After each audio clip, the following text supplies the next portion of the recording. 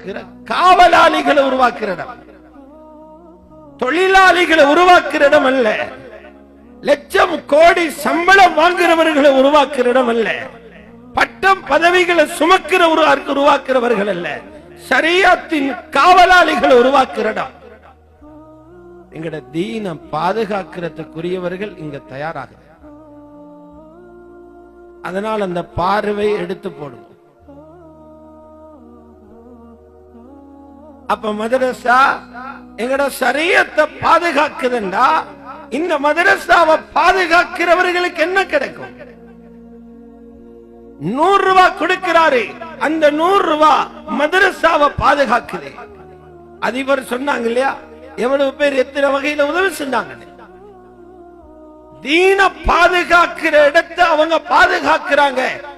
என்ன அர்த்தம்? தீன அவங்க பாதுகாக்கிறாங்க.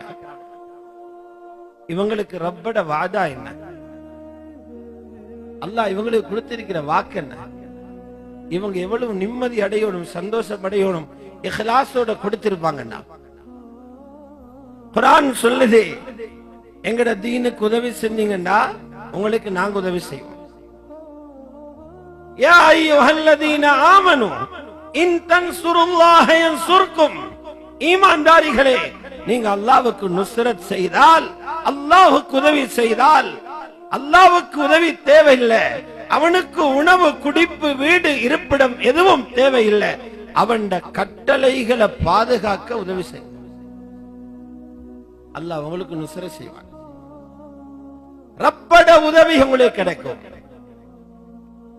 அப்துல்லாஹ் இப்னு அப்பாஸ் ரலியல்லாஹு தஆலா அன்ஹுமா அவர்கள் 7-8 வயது சிறுவர்.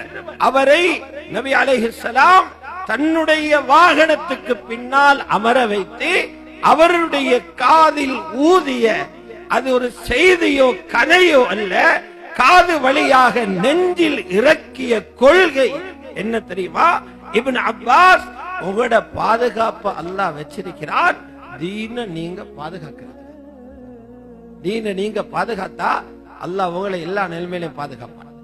சீரழிய விட மாட்டான், கேவலப்பட விட மாட்டான், உங்களோட சந்ததிகள் சீரழிஞ்சு போக விட மாட்டான். பாதுகாப்புக்கு ஒரே வழி தீன முதுகில சுமக்கிறது. இஹ்ஃபதில்லாஹ யஹ்ஃபல்க. அல்லாஹ்வை பாதுகாருங்க, அல்லாஹ் உங்களை பாதுகாப்பான். இஹ்ஃபதில்லாஹ தஜிதுஹு துஜாஹக். அல்லாஹ்வுடைய கட்டளை தீன பாதுகாருங்க. திரும்புற திசையில அல்லாஹ்வுடைய பாதுகாப்பு கிடைக்கும். எங்க தேவையோ அங்க கிடைக்கும்.